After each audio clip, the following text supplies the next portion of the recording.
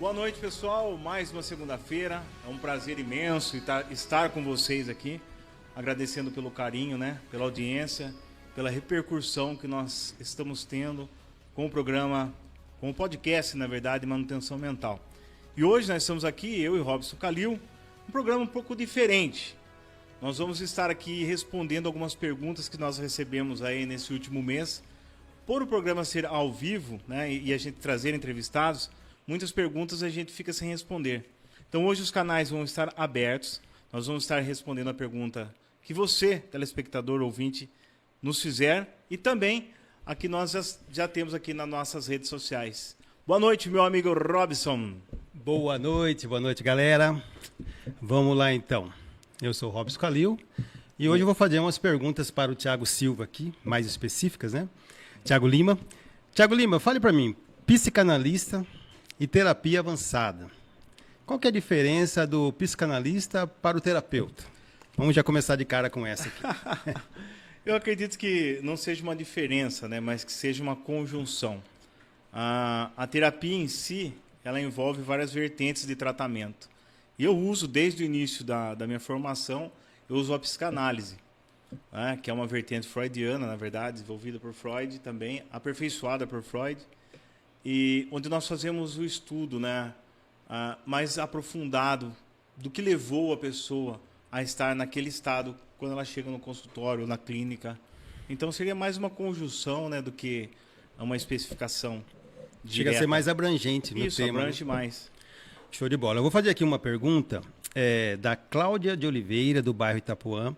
Essa daqui é a única vez que eu vou citar o nome, né? Porque a Cláudia ela fez questão que eu citasse o nome dela, né? Não sei se ela é conhecida sua. E ela fez uma pergunta assim: Tiago, você trabalha com pessoas em situações muito difíceis. O que mais te marcou emocionalmente nesta caminhada? Obrigado, Cláudia, pela pergunta, tá? Oi, Cláudia, boa noite, tudo bem? Cláudia, respondendo a sua pergunta, foram várias e várias situações que marcaram a minha carreira profissional. Eu comecei lá em 2011, trabalhando com moradores de rua, e é inevitável, né? Nem tem como pontuar uma situação.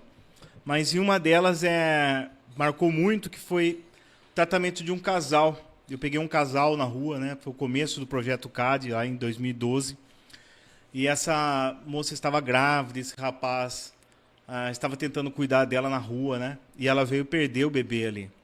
E hoje é uma transformação total. Hoje eu vejo, ela faleceu, infelizmente ela continuou no mundo das drogas e ele conseguiu sair.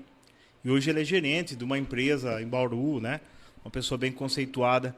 Então isso marcou bastante o meu início. O início da carreira, o início dessa parte profissional, trabalhando diretamente com dependência química, é impossível a gente não se envolver emocionalmente, né? Porque a gente está novo ainda, vendo várias situações que a gente não está acostumado, então mexe muito com o emocional. Hoje não, hoje poucas coisas me abalam mesmo assim, né? Me surpreendem, na verdade. Devido à experiência, né? Longa data trabalhando já com isso. Muitas experiências com isso. Bacana. Tiago Lima, vamos lá. Tem mais uma pergunta aqui. Existe alguém que você acreditava que não tinha mais saída e acabou te surpreendendo? Só um minutinho. Depois passou um tempo e perguntou de novo, a mesma pessoa. Ele colocou aqui, ó. Qual foi a maior transformação que você já viu na vida de alguém em recuperação? E aqui ele colocou assim, ó. Ele pediu para não citar o nome também, né? E ele falou, lembra de mim do SECAP? Ele deu uma deixa para você aí. Tá. Um deles, né? Um deles, claro que eu lembro. Não é para falar o nome dele, né? Ele pediu para não falar o nome, mas ele falou, lembra de mim do SECAP? Ele lembro, quer ver se sim, lembra meu dele. querido. Lembro. Foram várias situações, várias pessoas que, ao longo da minha carreira profissional, ao primeiro, até um pouco inocente na época, né? Até menos, um pouco novo na profissão, teve pessoas que eu olhei e falei assim, nossa, esse cara não tem condições. Essa pessoa não vai conseguir sair. E ele é um caso, né? Ele é um caso em que ele chegou lá na clínica na época, em 2013. Em janeiro de 2013, ele chegou. A mãe dele trouxe ele. E ele está num estado deplorável. Eu lembro que estava na época daquele funk, Leque, Leque. Leque, Leque, Leque. E ele entrou dançando isso aí, totalmente transtornado, alucinado pelo uso compulsivo da substância do crack, né? E passou 3 meses, esse cara, acho que de 50 quilos, ele estava com quase 80 quilos. E assim, a motivação dele de entrar em tratamento, a vontade, o empenho, a disciplina que ele aplicou, até hoje esse cara está limpo. E esse cara não só deu continuidade no processo de tratamento, como hoje ele é exemplo para muitas pessoas. Ele é um líder religioso, embora eu não seja uma pessoa que tenha uma placa de uma religiosidade, mas ele é um líder religioso hoje. Se eu não me engano, ele tem 3 igrejas aqui na cidade. E é uma pessoa fenomenal, uma pessoa que eu tenho orgulho, né, de ter feito parte dessa transformação na vida dele. Um abraço, meu querido. Show de bola. Eu vou aproveitar o gancho dessa pergunta e fazer 2 perguntas. A primeira é o seguinte, você falou que ele chegou lá dançando e que ele meio que se propôs ao tratamento, né? Existe também o caso... Não, na época ele não se propôs, não. Na época ele estava uma situação bem difícil, que ele não poderia nem estar andando na rua. Então isso aí que daí geraria essa segunda pergunta no sentido assim, que tem aquelas pessoas que querem, né, querem o tratamento, chega um momento que ele entende que ele precisa desse tratamento, e tem outros que não querem, às vezes até são levados, compulsivo que fala, né? Compulsoriamente, involuntariamente para poder fazer esse tratamento. Certo. E você percebe assim, que essas pessoas que são levadas involuntariamente, o tratamento ficaria mais difícil, porque de repente ela não quer estar ali, né? E depende muito da vontade própria, assim, a recuperação ou não, é independente, assim. Eu acreditava muito que seria uma tomada de decisão consciente, o ato de eu parar de usar droga, mas não. A pessoa que ela está sofrendo na dependência química, a pessoa que ela está sofrendo, ela não consegue pedir ajuda. A gente vê esse cenário que hoje envolve a humanidade, milhares e milhares de pessoas em situação de rua, se abstendo de um banho, se abstendo de um carinho familiar. Elas não estão lá porque elas querem. Não. A doença cognitiva fala muito mais. Muito mais. Então, são pessoas que necessitam de cuidado, necessitam de ajuda. Bacana. Ó, tem uma outra pergunta aqui. As iniciais são RR. Acredito que ela foi paciente sua, né? E ela faz assim, ó, uma pergunta aqui. Na sua visão, qual foi a maior mentira que contam sobre a dependência química, né? Ou na sua visão, qual é a maior mentira que se conta sobre a dependência química, ou como que as pessoas vê essa questão da dependência química? Eu acredito que a maior mentira é quando olho e falo, esse aí não tem mais jeito. Certo. Tá? Isso é um caso perdido. Filho de peixe, peixinho é, pau que nasce torto, nunca se endireita. São ditados que não se aplicam aos meus pacientes e às pessoas que eu assisto até hoje. Porque eu vejo que a transformação ela é diária. A motivação, ela tem que vir, seja do familiar, seja do ente querido, seja da pessoa que está estimulando ele no tratamento. Então, a maior mentira que diz é que vai morrer assim. Não vai. Show. Pegando um gancho aí, nessa fala sua, né? Então, quando que a família, né, ela mais atrapalha do que ajuda, né? Qual o momento ali que a família ela pode atrapalhar no tratamento? Achando que está ajudando, ela pode chegar a atrapalhar ali, né, no processo da recuperação. Não, no processo da recuperação em si, qual foi a pergunta? Qual o momento que a família mais atrapalha? Seria no sentido assim, a família ajuda ou atrapalha a recuperação? Essa seria uma pergunta do jeito que ela fez, né? Mas aí, dando uma corrigida ali, ela quis dizer assim, quando que a família atrapalha? Porque às vezes a família tem essa visão de que a pessoa ela é um drogado, porque ela não tem vergonha, né? Se ela quiser, ela sai a qualquer momento, né? Ou tipo assim, a pessoa, ela quer aquilo, né? Ela não busca ajuda. Então a família, às vezes, querendo ajudar, ela fala algumas frases que... Sim, eu acho que né? acredito que eu entendi a pergunta. A codependência em si, né, ela acaba sendo uma doença que envolve os familiares. E geralmente a mãe ali, né, o lado materno, ela tende a ter a superproteção. Até porque, por conta de não querer ver as pessoas falando do filho ou da filha, né? De criar aquela barreira protetora. E, às vezes, essa barreira protetora, essa supervalorização, ofusca o que realmente está acontecendo, que seria a afloração da doença em si. Então, a família estando adoecida, ela não consegue enxergar o momento certo de agir, porque ela está vulnerável, assim como o acolhido, assim como o doente está também. Por isso que é muito importante um olhar de quem está de fora, né? Eu acredito que a saúde pública ela tem um déficit muito grande nesse cuidado e aparato à família do dependente químico também, não somente para o dependente químico, como também com a família do dependente químico. Então, baseado no que você disse, aí essa codependência seria dizer que a família também adoece junto, né? Com certeza, toda a família adoece junto, toda a família. Eu faço parte desse cenário. Eu já não consigo mais ter uma noite de sono com qualidade. Eu não consigo mais ter a tranquilidade de deixar um documento, um valor exposto na minha casa. Eu não sei que hora que meu filho, a minha filha vai entrar ou vai sair. Eu não sei se ele dormiu, se não dormiu, se comeu, se não comeu.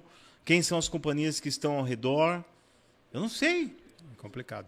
Complicado porque, embora o problema seja o mesmo, no caso ali, o consumo de droga, o consumo de álcool, né? A família sofre de um jeito e o dependente sofre de outro, né? A droga causa esse problema, né? O dependente, ele de repente, ele quer parar, não consegue. Ele tem aquela dependência ali, ele precisa daquilo. E a família tem aquele desejo que ele melhore, mas ela sofre de outra forma, porque não tá com o poder dela de resolver isso, né? E até emendo nessa pergunta aqui, ó. Quem nunca passou por dependência química entende realmente o problema? Ou seja, a família ela vai ver o problema e vai sentir de forma diferente, né? Então, no caso, ela sentindo de forma diferente, ela vai buscar soluções diferentes, né? Sim. Que seria o ideal. Eu acredito assim, a pergunta é, quem nunca passou por dependência química entende realmente o problema?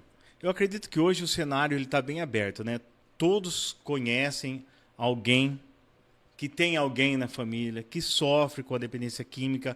E lembrando, não apenas com a dependência química, como o alcoolismo também, que está exposto a isso.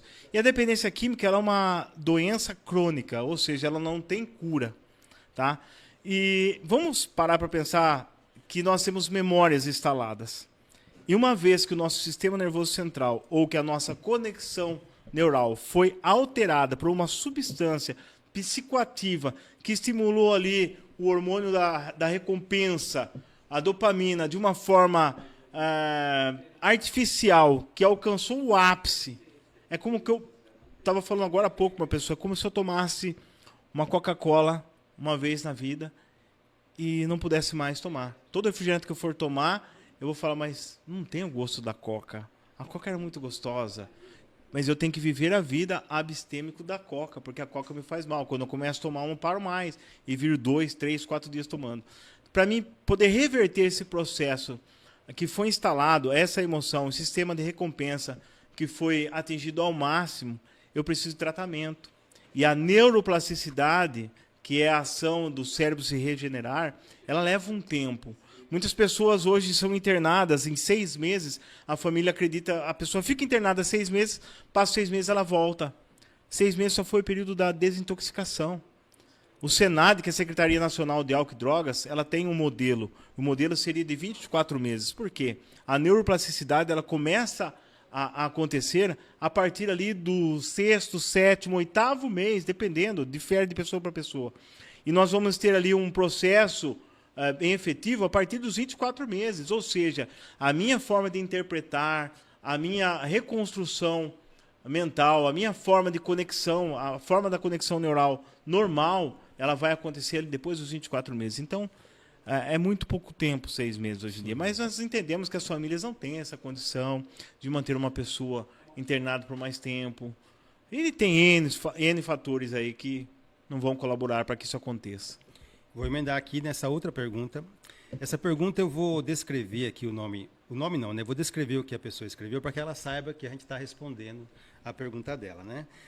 A pergunta dela é meio que você já respondeu aí. Ela pergunta assim: existe cura para a dependência química ou é uma luta para a vida inteira? E aí aqui ela escreveu para mim, ó, sou casada, tenho 2 filhos, meu marido bebe muito e às vezes acho que ele usa droga. Já tentou parar várias vezes, sempre para, depois volta a beber tudo de novo, já não tenho mais fé que ele vai mudar. Então ela contou um pouco, eu tô contando isso aqui, né, para que ela entenda que a realidade dela é a realidade de muitos que estão assistindo, né? aí, que vão assistir. assistir E aí você já futuramente. falou um pouco desse tempo, né, que a pessoa precisa. E é uma luta para a vida inteira? Com certeza, a dependência química ela não tem cura, é uma doença crônica. Ela, a partir do momento que ela foi instalada, já falei isso aqui outras vezes, ela tem tratamento. Eu posso viver uma vida inteira em tratamento. É como se eu tivesse um diabetes, como se eu tivesse um HIV, como se eu tivesse um câncer. E eu sei que eu tenho que tomar ali o coquetel, que eu tenho que tomar ali a insulina, que eu tenho que fazer sessões de rádio, de químio. E quando eu deixo isso de lado, eu estou negando o meu tratamento. O tratamento é usar as ferramentas que estão disponíveis para que eu possa ter uma vida saudável, com qualidade, em favor da minha doença. Se eu não faço isso, se eu não pratico isso, infelizmente eu vou ter a recaída. Show de bola. Até ligou aqui agradecendo já. Show de bola. Foi para você, sua resposta aí, tá? E outra coisa aqui. Bom, só para que a gente dê um pouco mais de esperança para ela, a gente respondeu que tem tratamento, é um tratamento longo e também é uma luta para a vida inteira. Mas o que vai mudar nessa luta para a vida inteira? A partir do momento que a pessoa começa a se tratar ali, ela tem o entendimento de que isso é uma doença, né? Ela vai seguir alguns passos para poder evitar o uso da substância, né? Então a vida dela passa a ser melhor, né? Embora seja uma luta para a vida inteira, não quer dizer que ela vai ficar a vida inteira com esse problema ativo ali, né? Por exemplo, é possível que o marido dela pare de beber e com essa consciência de que ele tem que evitar ao máximo, né? Ele não pode tomar falando o aí, primeiro ó, gole ali. voltando a uma pergunta que você fez, a pergunta passada, a internação involuntária para mim hoje é a que mais eu vejo resultado. Porque a pessoa ela vai internada, ela tem o processo ali interrompido de uma forma que ela não aceita, só que quando ela está ali há 15 dias, há 20 dias, há um mês em tratamento, ela começa a ver que a saúde dela está sendo devolvida, ela começa a sentir o paladar novamente, ela começa a ver que ela está ganhando massa muscular, que ela está com a cor mais rosada, que ela está voltando à atividade neural estabelecida. Então ela começa a ver as gratificações e aquilo ali vai dando motivação e aquilo ali vai virando disciplina. Então hoje, quando eu ainda tenho muita reserva, eu vou ir. Muitas vezes eu tomo uma decisão de ir internado, eu quero fazer um tratamento para quê? Para criar alguma esperança no familiar que já não estava depositando mais esperança, para ser uma moeda de troca, muitas vezes para dar um tempo, para dar uma restabelecida só no corpo. Tá? E a internação involuntária, desde 2015, que eu trabalho com isso e vejo direto, as pessoas, no término do tratamento, agradecem. Falam, eu não acredito. A gente tem casos como o Casa Grande, que fala que a internação involuntária foi que salvou a vida dele. É interessante ver, né, que hoje em dia existem muitos artistas, né, no caso que você falou do jogador famoso, né, as pessoas estão mais assim abertas a falar sobre isso, né. Você vê que às vezes pessoas que você nem imagina, né, da música, do esporte, contam seus relatos de problema com álcool, problema com droga, né, as pessoas estão buscando essa ajuda aí. Então, é importante saber disso, né, que embora seja uma luta para a vida, é como diabetes, né? Você tem diabetes ali, você tem que se tratar, você tem que não dá para você extrapolar mais. Então você pode ter uma vida normal, desde que você se cuide ali. Basicamente é isso. E a recaída nada mais é do que isso. Eu não usar as ferramentas que eu tenho em favor do tratamento da minha doença, como se eu tivesse uma diabetes, não tomo a metformina ou a insulina e tenho crises de pico. E Exatamente. vou passar mal. E a recaída é isso. Eu não atentei, usei e vou pagar o preço por ter usado. É assim. E acho que isso aí desmistifica bastante esse tema, né? A pessoa, quando ela tem essa consciência que é uma doença, e ela pode procurar um tratamento, se tratar, voltar a ter uma vida ativa novamente, né? Ela ganha um up aí, né? Fala assim, não, isso é uma doença, eu vou tratar como doença. Levar isso como seriedade, como doença, né? Aí é outra visão. Sim. E agora eu vou fazer uma pergunta aqui, ó. O que normalmente leva uma pessoa inteligente, estruturada, a se perder nas drogas? Aqui ela cita que o filho dela é inteligente, trabalhador, tem faculdade e tudo, e de repente ela vê que o filho está indo para um caminho que, como ela disse aqui, né, sem volta. Tem volta sim, né? É bom frisar isso, tem volta. Só que o que leva, a pergunta dela foi isso, né? O que leva uma pessoa a se perder nas drogas? Eu acredito assim, Robson, desde a formação do nosso consciente, do nosso cognitivo, a gente está sempre em busca de experiências novas, né? A gente descobre os sabores das comidas experimentando. Muitas vezes a gente olha para a experiência de um e quer ter essa experiência também. Então eu vou falar do fator curiosidade, que é o fator maior. Muitas pessoas falam assim, são traumas, usei para refúgio, usei para camuflar uma dor. Existe tudo isso, mas eu ainda parto do princípio da maioria dos meus pacientes foi curiosidade, tá? A gente descobre o sexo por curiosidade, a gente descobre as cores, se dá choque, se não dá, colocar a mão na tomada com experiência. São poucos que não colocam lá porque a mãe avisou. Só que tem pessoas que têm o sistema diferenciado. Eu crio dependência daquela substância. Existem pessoas que a gente conhece, amigos em comum, que há mais de 30 anos fazem uso, só que eles fazem uso, entre aspas, recreativo. O cara consegue ir embora para casa, dormir, Tem trabalhar. até uma piada aqui assim, né? E outros não. É uma senhora, pesquisa aí, deve ter no YouTube, Tapa na Pantera, né? Ela fala assim, viu? Tapa na pantera. Tapa na Pantera. Ela fala, viu? Esse negócio de dizer que maconha vicia é pura mentira. Faz 45 anos que eu fumo e não sou viciado. Chama Tapa na Pantera, é um vídeo bem antigo, né? Maravilha. Então, até ia emendar, então, né, em tudo isso que você falou. Por que tem pessoas... embora seja uma piada que eu falei... Para concluir, você falou de pessoas inteligentes. Pô, então, como a gente está falando de uma doença crônica, enquanto a gente não desmistificar isso, não tirar esse estereótipo que a dependência química é uma doença de pobre, uma doença de pessoa que não tem cultura, isso é totalmente mentira. Primeiro que quem tinha acesso a drogas boas eram pessoas que tinham um poder aquisitivo bom. Tá, ok? E muitas vezes a dependência química era camuflada justamente pela superproteção da família, que não deixava vir à tona, mas dentro das quatro paredes, só o pai e a mãe sabem o prejuízo que o filho, que tinha condições financeiras de usar até o último centavo, ocasionava. Então, não importa, eu já tratei delegado de polícia, já tratei professor de faculdade, já tratei N características e qualidades de pessoas, não diferem. Não importa, é a curiosidade. Foi, experimentou, gostou, não conseguiu sair mais. Exatamente. Isso até me gera uma pergunta fora disso daqui. Por que tem pessoas que conseguem, de repente, fazer o uso, entre aspas, recreativo e não ser um problema ali, e outras, de repente, com a mesma quantidade ali de droga, ela já se perde ali, né? Ela já tem aquelas pessoas que são mais compulsivas, outras menos, né? Sim, então, por que acontece isso, né? É o que eu já disse, muitos fatores são determinados pela predisposição. Tem pessoas que têm a predisposição para ser um dependente químico. Tem pessoas Seria alguma que não. coisa a ver com genética ou nada a ver? Também, tipo, um filho de um usuário ele tem 70% de predisposição de chance de desenvolver dependência química do que um que não. Um que não, né? Ah? É como se fosse uma loteria. Uma loteria. É uma loteria ao contrário, né? Você vai arriscar uma roleta russa ali. Você vai arriscar uma coisa que não vai valer a pena, né? Exatamente. Então, como tem crianças que nascem com diabetes, crianças que desenvolvem leucemia, Sim. crianças que se desenvolvem câncer. É a mesma coisa, a predisposição e também a exposição ao período de tempo que ela foi exposta a uma substância, né? Os traumas, aquilo que ela tem como verdade na vida dela. Tem vários fatores que vão corroborar para isso no futuro. O que você acha, então, qual que é a importância, no caso da prevenção, né? O que você acha que poderia mudar no Brasil em relação à prevenção às drogas? Eu não sei, eu tenho uma leve impressão que parece que já não é tão falado mais como antes, né? Eu lembro que antes tinha várias propagandas contra as drogas, né? Acho que em filmes aparecia bastante. E hoje, não sei se é impressão minha, parece que está mais... Não se vê tanto mais falar sobre isso, sobre a prevenção contra as drogas, contra o álcool, essas coisas assim. Parece que mudou. É impressão minha ou realmente está um pouco mais frouxo, assim, mais tranquilo? O único caminho, ou o caminho mais rápido, mais acessível, é a prevenção, a orientação, as políticas públicas de prevenção, de combate ao tráfico internacional e ao próprio tráfico nacional de drogas.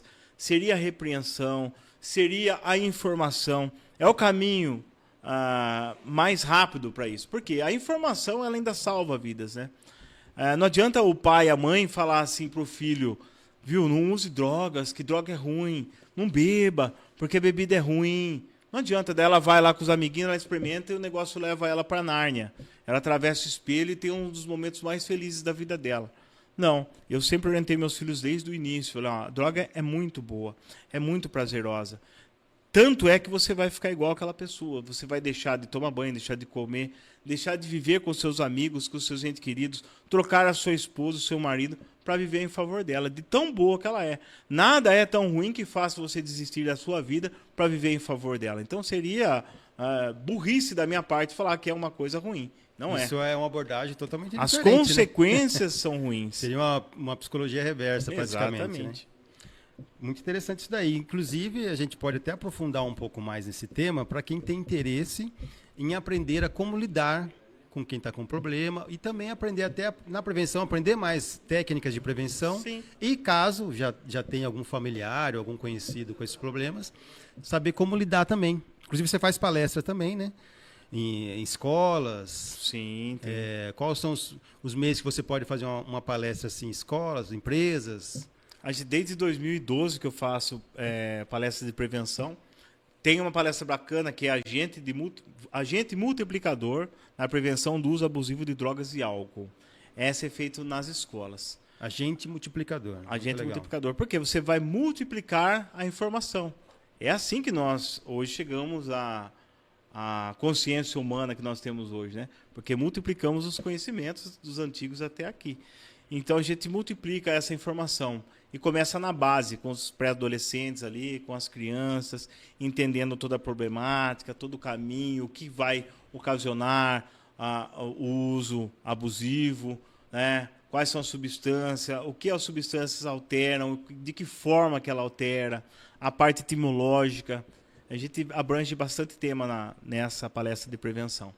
Bacana. Essa é feita de forma gratuita, se você quiser, a direção da escola entra em contato com a gente, agenda, né? Tem uma agenda. Passar no final, a gente passa seu contato aqui, para que a escola estiver interessada, né? É gratuito, é um trabalho que a gente faz social mesmo. Que existe muito problema também de pessoas em empresas que consomem álcool, por exemplo, né? Nem vamos falar da droga mais pesada, que acaba dando problema, pode se acidentar ali, ou também, a gente tem uma empresa que né? faz palestras de prevenção no ambiente de trabalho, né? Tem muitas pessoas que não sabem isso aí, muitos donos de empresas aí que pagam uma fortuna, que segunda-feira é o dia da falta, né? Sim. E a maioria das pessoas que estão lá no PS para pedir atestado são pessoas que desandaram no final de semana aí, né? Aí não conseguem trabalhar na segunda. Tem aqueles que já pedem o atestado na sexta, que é para começar antes. Isso. E a gente tem um programa, Robson, se recuperar. Bacana, que esse programa a gente faz uma parceria com a empresa, a gente faz essa palestra de prevenção,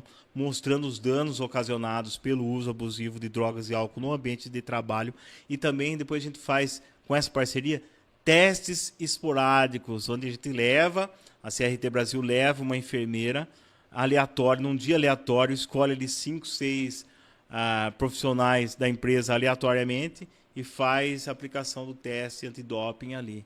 Se a pessoa tiver feito o uso, a gente vai encaminhar ela para um tratamento, vai encaminhar ela para uma orientação. Mas isso aí gera ali na empresa um outro olhar, né? Os outros funcionários, poxa, pode ser eu próximo. Sim.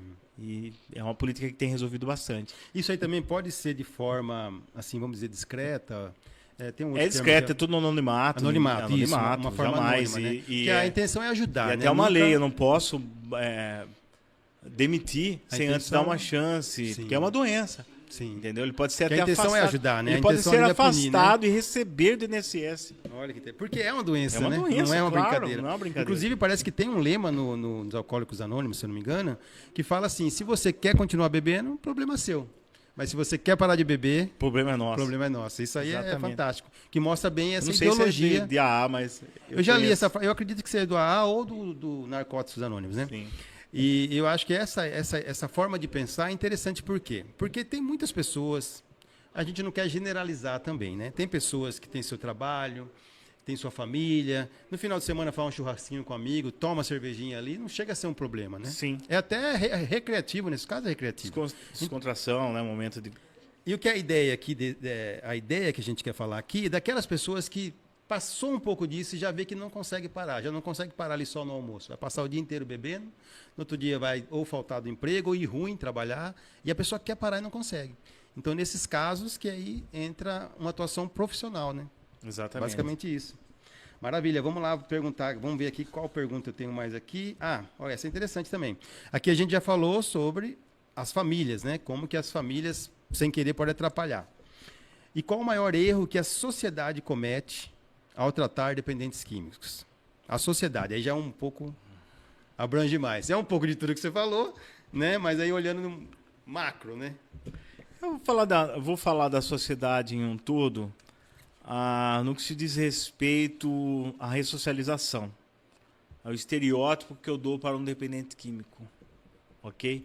Inclusive, é uma doença que eu não posso comentar em qualquer lugar que eu tenho, né? Eu, Tiago Lima, terapeuta, psicanalista, assistente social, nada disso importa. Eu sou um dependente químico que luto todos os dias para continuar meu tratamento e continuar nessa sanidade mental. Em dias eu sou bem-sucedido e tem dias que eu não sou tão bem-sucedido assim, tá? Então, o maior erro é você não ter um ambiente preparado para receber aquele que está sendo ressocializado, tá? Preparado, acho que Um exemplo disso é uma pessoa que palavra. vai, é internada, e ela fica ali durante 180 dias no ambiente de tratamento.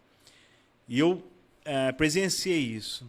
A mãe fazer parte de todo o tratamento, tranquila. No dia da pessoa ter alta, que eu vou lá, sento com a família para conversar, falar os pontos positivos, inspirar ele a ter disciplina para continuar. A mãe olha para ele e fala assim, você está bem? Tô, mãe, graças a Deus. E a senhora, acho bom, porque agora você vai pagar centavo por centavo que eu investi aqui. Porque você acha que você deixou um rombo e começa a descarregar tudo. Caramba, o cara fala, acho que eu vou voltar. O cara já saiu dali, não adiantou nada, entendeu? Então a gente tem que estar preparado, né? A sociedade em si, por isso que eu falo do cuidado com o familiar. O familiar às vezes não tem um aparato para estar recebendo essa pessoa, não tem um leito ali hospitalar dentro da casa para receber. Exatamente. A pessoa que sofre. Vou emendar aqui numa pergunta um pouco mais polêmica, né? E a sociedade quer realmente recuperar os dependentes ou só quer afastá-los ali? É um problema que ela quer se livrar ali. Ou tem esse interesse em recuperá-los? Boa pergunta. E eu não vou julgar isso daí, né? Hoje mesmo eu fiz atendimento, hoje à tarde, eu atendi bastante pessoas, acho que 8 ou 9 dependentes químicos hoje. E um deles foi isso que eu falei. Falei assim, o que te deixa mais feliz? Ele falou assim, ver minha família feliz. E eu falei, sua família está feliz agora? Agora que eu estou aqui, eles estão felizes. Eu falei, não, eles estão aliviados. Felizes eles vão estar quando você entrar em tratamento de verdade, não trazer mais essa mesma situação. Não vou falar trabalho, não. Essa mesma situação, essa mesma rotina de estar sempre retornando de volta. Então, quando você entrar em tratamento de verdade, a sua família vai ficar feliz por você.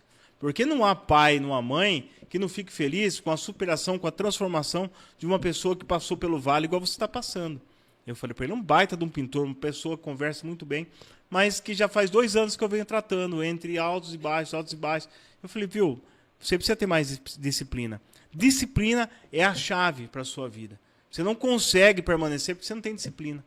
E o tratamento é acordar todos os dias, fazer uma autoavaliação, fazer a programação mesmo do Só por Hoje, se você usar o Só por Hoje, se usar espiritualidade, os passos, mas você tem que estar em tratamento todos os dias. Assim como o diabético acorda e precisa tomar medicação, o soro positivo, o diagnosticado com câncer, todas as doenças crônicas, elas precisam desse olhar.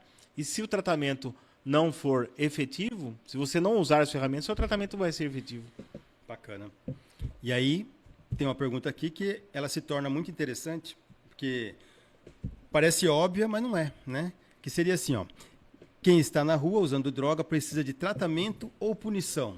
Eu, como leigo, ia falar assim, precisa de punição. O outro já fala, porque daí o cara ele não está nem aí com nada, é vagabundo, tal, e a gente já entende agora, como é uma doença, precisa de tratamento, né?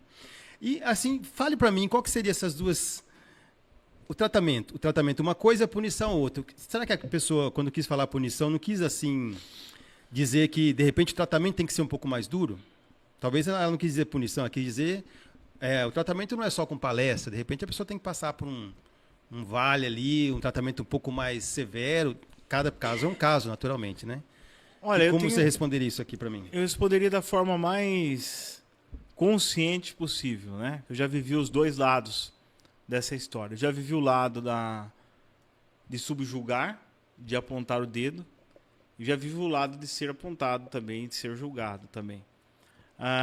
Eu acho que a sociedade em si não está preparada. Por quê? A partir do momento que eu estou disfuncional, que eu não sirvo para mais nada, né? Que eu acabo sendo um peso, as pessoas automaticamente começam a rejeitar. No mundo animal é assim, eu vi uma ninhada de animal ali, de cachorro, por exemplo, a mãe rejeita um que está com defeito, que está com alguma coisinha. Não que seja a doença, seja um defeito, mas eu não estou mais funcional. Eu não estou mais retribuindo aquilo que a sociedade cobra. Eu não estou, a expectativa da sociedade sobre mim não está sendo alcançada.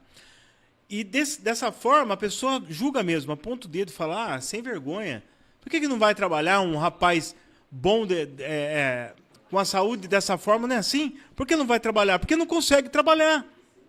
Porque tem uma desordem neuronal instalada. Porque não consegue pensar em outra coisa, a não ser usar. Enquanto você não entender que isso é uma doença, atrapalha. Você parar num semáforo, toda hora ter alguém pedindo alguma coisa.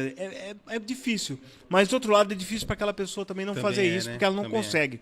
O outro lado que eu falo para você é muitos dos adictos, eles preferem morar na rua. Que eles se afastam do lar, da família, para não dar trabalho. Eu vivi esse lado também. Cheguei a pensar no momento e falar assim, vou embora daqui, porque eu não quero dar trabalho mais para minha família. Tá? Então, muitas pessoas que estão hoje na rua, ela não. Tanto é que teve esse programa agora na nossa cidade aqui, que levou o pessoal para frente de trabalho, para recuperação, e tinha vários deles que não são de Piracicaba. Por quê?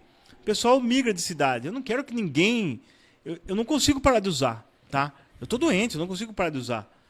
Mas eu não quero que ninguém veja esse sofrimento. Eu tenho vergonha que as pessoas me vejam nesse estado. E eu acabo migrando de cidade para cidade. Eu estava falando com uma mulher semana passada e ela faz um ano que ela não tem notícia do irmão. Ela fala, meu irmão tem 28 anos, cara, e ninguém sabe onde que ele tá, porque ele falou, não quero dar trabalho para ninguém. E eu decidi morar na rua, o irmão decidiu morar na rua para não dar trabalho. Então pare de ter esse olhar julgador, pejorativo em cima de um assunto que você não buscou a saber, a entender. E se você, que está em casa, não procurar entender sobre a doença alcoolismo e sobre a doença dependência química, você vai sofrer junto com o dependente futuramente. Porque a doença que mais cresce é a dependência química, a emocional e a alcoólica. Show de bola. Até fica a dica aí, né, do programa Manutenção Mental que a gente fez com o Oscar Júnior, que ele trouxe uns números, né, absurdos. O segundo programa foi com o Oscar Júnior. Né? Os números absurdos de pessoas em situação de ruas, né? E foi com a Cláudia. 300 e poucos mil, com a Cláudia Pocente da Casa Dia. Então foi muito esclarecedor esse podcast que ele mostrou pra gente, né? Que nem todo mundo que tá ali é porque quer, né? Tem pessoas que querem sair dali, mas existe uma barreira. Existem pessoas que não querem. Existe. Por isso que é interessante. Para quem não viu ainda, veja esse podcast, que é com Oscar Júnior e Cláudia. O Marcos Saúl está perguntando o que é um adicto. Tá? Boa, um adicto do latim significa escravo de, né? Alguém que precisa estar subjugado sobre o jugo de algo. Então, adicto é isso, é um escravo de. Estou preso, atrelado a isso. Beleza, Marcão? Um abraço, meu querido. Obrigado pela pergunta. Então, fica a dica aí de ver o programa da Cláudia. O primeiro que a gente fez, o segundo, na verdade, né? Que tinha o Felipe Rosa e o Tiago Quintino. Aquele podcast eu aprendi bastante. Inclusive, o Tiago, ele se apresenta como um cristão pecador. Aquilo eu peguei para mim, cara. Achei maravilhoso. Um abraço, Tiago Quintino. A fala dele. Teve uma superação tremenda. Uma fala do Felipe lá também, Felipe que ele falou. Rosa, um exemplo também. Que a primeira pessoa que a gente tem que amar somos nós mesmos, né? Daí sim você Exato, você que vai estar com você, né? Então, vale a pena ver esses outros podcasts, que tudo é o tema, tem tudo a ver, né? A gente fecha uma temporada agora em maio, né? Sim. A gente fecha essa temporada em maio e vai reformular um outro formato de perguntas e de entrevistas aqui. Show de bola. Também. Então vale a pena ver. Vamos lá, qual a pergunta que eu tenho mais aqui? Bom, essa pergunta é interessante também, seguindo essa lógica aí. Por que tantas pessoas recaem mesmo depois do tratamento? Primeiro, a pessoa ela recai por ela não entender o processo do tratamento em si, né? Se eu acabei de falar que a neuroplasticidade ela vai acontecer ali no seu âmbito regenerativo de verdade a partir do 12º mês, 13º até o 24º mês.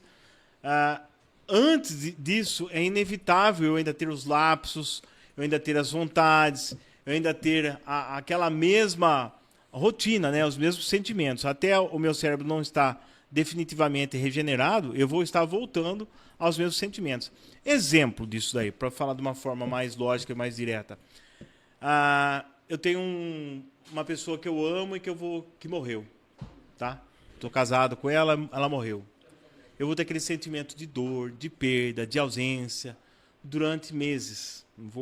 E eu vou restabelecendo o meu cognitivo com o passar do tempo. Não é que o tempo coloca as coisas no lugar. Não. Com o tempo, nós colocamos as coisas no lugar. Nós começamos a entender que nós se despedimos daquilo. Nós começamos a entender que nós precisamos ainda continuar vivos, que precisamos cuidar de outras pessoas, que precisamos realizar os projetos de vida. Tudo isso é com o tempo que a gente vai conseguindo colocar as coisas no lugar. O período de apenas 6 meses de internação, sendo que se eu pegar um fio de cabelo com 5 meses, eu ainda vou ter toxinas da substância. Então, a desintoxicação por completo, ela começa ali a partir do 4º mês, por completo. Isso fisicamente falando, né? A parte biológica, eu estou falando. A parte psíquica, essa regeneração, que seria essa neuroplasticidade, ela vai demorar um pouco mais. O ideal seria 24 meses de abstinência, 24 meses de informação, 24 meses ali de disciplina, trabalhando diariamente os passos, usando as ferramentas em favor do seu tratamento. Seria isso, tá? Para mim não ter tantas surpresas assim, tanto índice de recaída. E as pessoas recaem porque encontram o lar da mesma forma que o deixaram. Não tem habilidade de lidar com os sentimentos. Grande abraço, Oscar. Te amo, meu querido. É isso. Show de bola. Então vamos lá. Se você pudesse falar uma coisa para alguém que está preso na dependência química, agora o que você diria? Agora, para quem está preso na dependência química. Eu acredito que seja difícil alguém que está na dependência química preso estar assistindo, Sempre o tem um programa louco agora, né? Sempre Mas tem um louco. se estiver assistindo, o meu recado para você é assim, ó. Primeiro, a autoaceitação, né? Eu aceito que eu sou um doente de verdade, que eu preciso de tratamento. E depois olhar para a minha rede de apoio, as pessoas que estão ao meu redor. E ser franco. Porque muitas das vezes, se você está assistindo, você ainda tem reserva, você ainda tem medo de falar para as pessoas que você é uma pessoa doente. Então busca quem está mais próximo e revela. Fala a verdade. Ó, não estou conseguindo lidar com essa situação, estou vendo que está saindo fora do meu controle e preciso de ajuda. Eu acho que nada mais bonito do que reconhecer que você está precisando de ajuda, que você está precisando de um tratamento. E hoje não tem que ser apenas uma internação paga. Nós temos aí o CAPS, AD, nós temos aí as igrejas que apoiam, temos aí as comunidades terapêuticas que fazem um trabalho excepcional, social. Tem várias portas que a gente pode... É defasado em algumas áreas? Sim. Falta o olhar da saúde pública? Sim. Mas eu acredito que a gente está caminhando para um sucesso. Tem uns programas da nossa cidade aí que estão nascendo agora. Muitas pessoas estão apedrejando, né? Falando mal. Mas o que você tem feito? Você que aponta o dedo, você que julga, o que você tem feito para amenizar? É muito fácil no sofá da sua casa você assistir. Estão internando, estão pegando todo mundo à força, né? Mas e aí, de repente, para aquela feito? pessoa ali é a última saída dela, né? Mas não adianta nada, o cara recebeu o pagamento, já gastou. A gente está falando aqui que é uma gama de coisas que precisa ser feito. Não é uma doença fácil. Sim. Fazendo esse podcast aqui com você, eu tive a oportunidade de conhecer muitas pessoas, né? Essas perguntas que a gente está respondendo, tem muitas outras. E a gente percebe que para aquela pessoa que chegou no fundo do poço e ele conseguiu se recuperar, ter uma nova chance, é muito importante, né? De repente as pessoas que criticam não passaram por isso, né? Ou não tem familiar próximo, ou se tiver vai querer ver a pessoa recuperada, né? Mas é o que eu falo também, Robson, tem muitas pessoas que não são dependentes da química em si, da substância, mas são dependentes da ação química. São dependentes emocionais, dependentes de outras pessoas. Eu tenho tratado no consultório pessoas que dependem de outra. O marido foi embora e chora e quer se matar e toma remédio, faz isso, faz aquilo. A ação química que foi gerada no sistema nervoso central é a mesma. Sistema de recompensa, tudo aquilo que ela proporcionou e que trouxe prazer, também é a mesma coisa que a droga. Só muda de figura. É a mesma coisa. Vou sair aqui do roteiro e aproveitar você como psicanalista e fazer uma pergunta que me veio à mente agora, baseada no que você falou. Vai pagar a sessão? Então, aproveitar que aqui é ao vivo, né? Você tem que responder. Aconteceu um caso de um amigo nosso, inclusive ele falou pra gente isso, você vai lembrar, que ele teve um período muito difícil, com bebida, com droga, a vida ficou toda destabilizada, né? Aí tem filho também, todos sofreram bastante. Até que ele teve a sorte, né, vamos dizer assim, de passar por um tratamento, se recuperou, e daí a pessoa volta, ele voltou a ser o marido que ele era, ele voltou a ser o pai que ele era, né? E aí, nesse meio tempo, a pessoa volta a ter a responsabilidade e a voltar, tipo assim, ó, ajustar as contas, que ele já não tinha mais controle. A mulher tomava conta de toda a conta, todo o dinheiro. Então, ele volta à sociedade, ele volta com aquela postura. E acontecer, de repente, a mulher dele falar, eu preferia quando você bebia.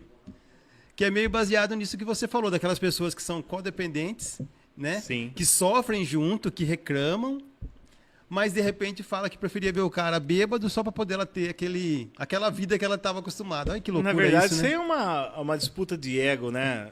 Sem Acontece fim. isso ou só foi Lógico, esse caso por exemplo, isolado? a mulher, ela tá ali com um dependente químico que, na maioria das vezes, o estereótipo do dependente químico é aquele cara para frente, aquele cara que faz acontecer, aquele cara que não tem tempo ruim, que qualquer coisa, o cara acorda 3 horas da manhã para buscar pão na padaria, não, tô com, né? Daquele jeito, é ativo, super ativo, e ele fica fragilizado na doença. E essa fragilidade que ele tem na doença, ele acaba postergando a mulher, né? Ou vice-versa, a mulher posterga ao marido, as responsabilidades domésticas do lar. E a mulher, por aquele momento, acaba fazendo o papel de mãe do dependente químico. E quando ele está com o seu cognitivo restabelecido, ele retoma o papel de homem. E ela acha, no inconsciente, que ela está deixando de ser aquela mulher prestativa que ela era antigamente. E ela começa a... Na verdade, é uma frase infeliz. A mente humana é realmente complexa, realmente, né? cara, se a gente olhar para esse lado, a pessoa, por isso que eu falo, o codependente, ele precisa de tratamento. Porque ela precisa entender que hoje você está num papel que não é seu. Tá? Primeiro que eu acredito que nem o homem, nem a mulher tem que estar acima nenhum nem outro. Tá? Sim. Vice-versa, nenhum casal, seja ela de qualquer opção sexual, tem que estar acima um ou do outro. Caminhar juntos, Caminhar né? juntos, né? E o momento que eu preciso de você, o momento que eu posso ceder a mão e te apoiar, te manter de pé, eu vou fazer isso. Mas sem precisar ter algo em troca depois. E quando você voltar à sua função natural, eu poder olhar para você e falar, eu estava te esperando. Era isso, eu sabia que você era essa pessoa. Sim, isso é Todo interessante. mundo apontou o dedo e falou para mim deixar você. Todo mundo apontou o dedo e falou que isso aqui não daria nada, mas eu acreditei. E você hoje está aqui. Isso sim seria a atitude correta de uma pessoa que tem um dependente químico dentro de casa. Acreditar sim, porque o amor ele supera.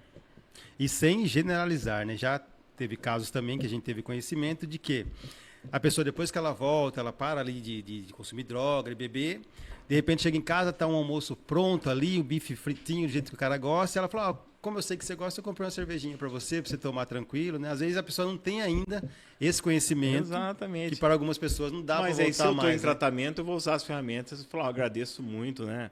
Isso é importante, né? Agradeço Até demais, mas respeitosamente, eu não vou... Normal, né? eu não posso...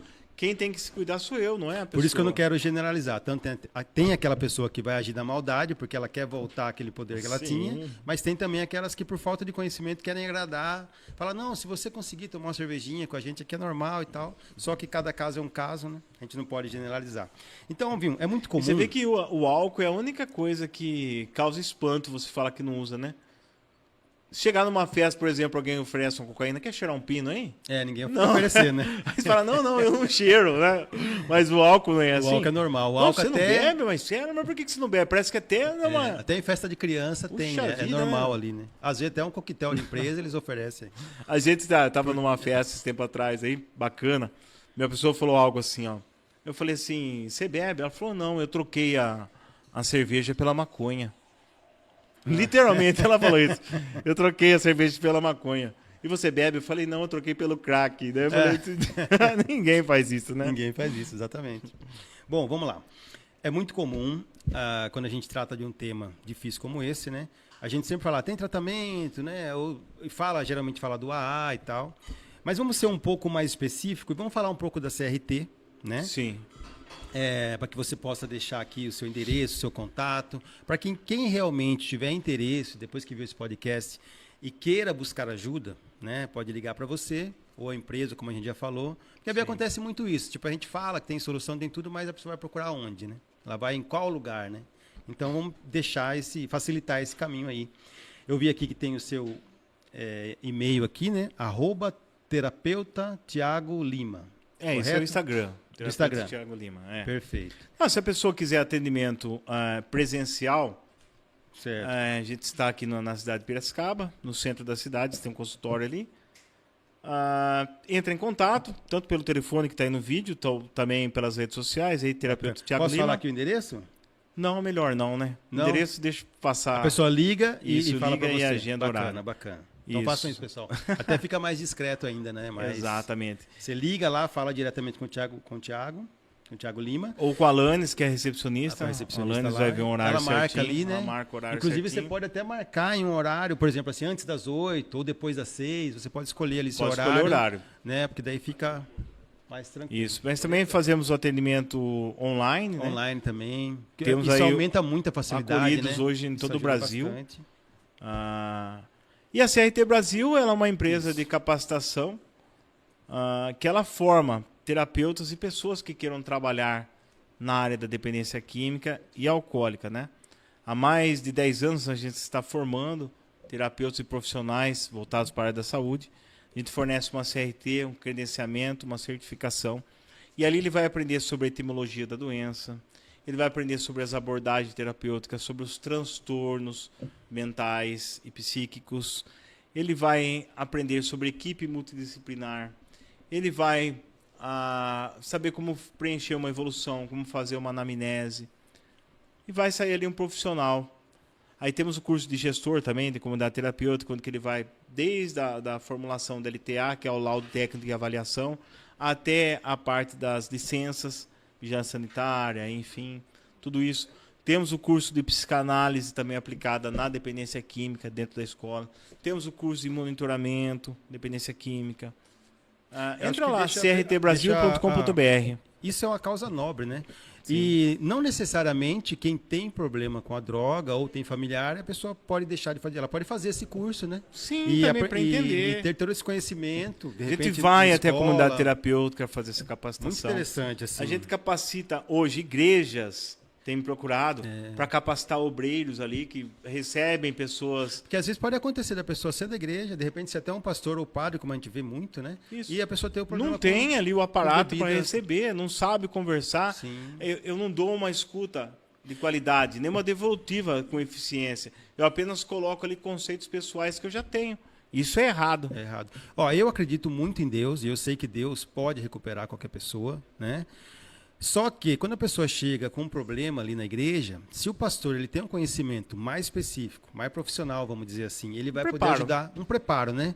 Porque é muito fácil você chegar para a pessoa ali que está com problema e falar, vai para casa e ora. A pessoa não está nem conseguindo falar direito, a pessoa não está conseguindo ter cognição direito das coisas. Sim. Ela não vai ser tão fácil chegar lá e simplesmente vou rezar, vou orar e vai dar certo. Robson, ela precisa de um caminho ali para ela seguir, né? Eu acredito assim. Parta do princípio que nós somos um ser biopsicossocial. Temos que cuidar da parte biológica, da parte psíquica e da parte social, que é o convívio com as outras pessoas que estão ao redor. Então é sempre uma tríade: corpo, alma e espírito. Não adianta eu só envolver a espiritualidade na recuperação. Não adianta eu envolver só a programação na recuperação. Eu tenho que envolver a parte biológica, a parte psíquica e a parte social. Eu preciso ter essa tríade andando em perfeita conexão, para que eu alcance o êxito na recuperação. Show de bola. Eu quero aproveitar aqui, porque muitas dessas perguntas que a gente tem aqui, elas foram 2 minutos, então vai ser bem rapidinho. Só agradecer as pessoas que participaram dos podcasts anteriores. Essas perguntas veio, né? Decorrente dos programas. Dessas entrevistas. Então, eu vou falar alguns nomes e você completa para mim, por favor. Tem o primeiro que você fez, que é com o pastor Valdemir Graia. Depois a gente fez o segundo com o Felipe Rosa e o Thiago Quintino. Cara, foi fenomenal. Maravilhoso conhecê-los. Cara, que são meus amigos até hoje, considero-os. Aí teve o programa com o Oscar Júnior, com a Cláudia. Cláudia Pocente, da Casadia. Fizemos também com Guina, que foi fantástico. Guinaldo Oliveira, sensacional. Com o Renê, não foi o descarte, com foi o Renê, professor. Professor Renê, sensacional. Professor Renê, maravilhoso. O último foi com a Elisângela... Agora vai ser difícil lembrar o nome dela, né? Cornaquini. Corte Real. Olha, isso aí, cara que tem uma boa memória aí, tá? Então é importante a gente lembrar deles, porque cada podcast... E você esqueceu da principal aí, Bruna Ananias? Bruna, jamais. A Bruna Inclusão social? Então, rapaz, eu deixei ela pro final, né? Fazer um charme. Tá bom. Dá um desconto aí. Um abraço, Bruna. É que minha letra também é zoada aqui. Não, mas o da Bruna, ela trouxe muitas informações. Cara, aqui todos eles. Uma coisa que eu percebi, todos. Adorei fazer cada um desses uma coisa que eu programas. percebi, assim... E semana que vem, na segunda-feira, a gente tem o Dr. Maxwell. Vai estar aí, ó. Figura, um cara que vale a E pena. o Rodrigo Selvagem, dia 30 também. Dia 30. Fenomenal. Show de bola. Pessoas que a gente escolhe assim, porque a gente tem um carinho já especial, né? E só completando aqui, a Bruna, a Cláudia, a Elisângela, a gente percebe que na profissão delas, ela tem um amor, assim, é uma coisa que elas fazem por amor mesmo, sabe? Isso eu fiquei muito encantado de poder participar aqui com a Bruna, né? Com a Cláudia, com a Elisângela. E já com os rapazes, né? O Felipe, o Thiago, o Guina, o Renê, o Oscar, a gente percebe que os caras são mais assim... Tem uma garra assim também diferente, uma garra masculina, né, de chegar e fazer, vamos lutar. E as meninas, aquele amor mais fervoroso, assim, também, lógico, lutam também por isso, né? Mas não poderia deixar de agradecê-los por isso. Beleza? Tanto é que ontem foi Dia Internacional da Mulher, Dia né? Internacional da Mulher, Então, ontem foi aniversário grande da abraço minha para mãe, todas essas mulheres. Albenide, que ela fez aniversário ontem. E é isso aí. Vamos só justificar essa foto aqui para lembrar. Ó. Aqui, vocês percebem que está ao contrário, né? Aqui sou eu e aqui é o Thiago Lima.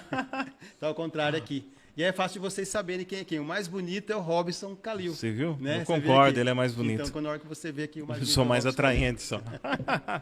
Gente, brincadeiras à parte aí. Exatamente. Um prazer estar com vocês hoje aqui. Mais uma segunda-feira. Mais um programa sobre saúde mental, sobre reflexão, transformação e superação. A gente vai estar aqui, eu e Robson Calil, todas as segunda-feiras, juntamente na TV Metropolitana, juntamente no canal Manutenção Mental, com vocês, para trazer um pouco mais de informação, para amenizar um pouquinho esse sofrimento aí, que é não conhecer a própria mente. Acho que o remédio é isso, né? O conhecimento. O conhecimento é a informação. E manutenção mental. Segue lá, compartilha. Eu dei joia e nem apareci aqui, ó. Vai aparecer minha mão aqui. Tchau, pessoal. Um abraço, queridos. Até segunda-feira que vem. Até segunda.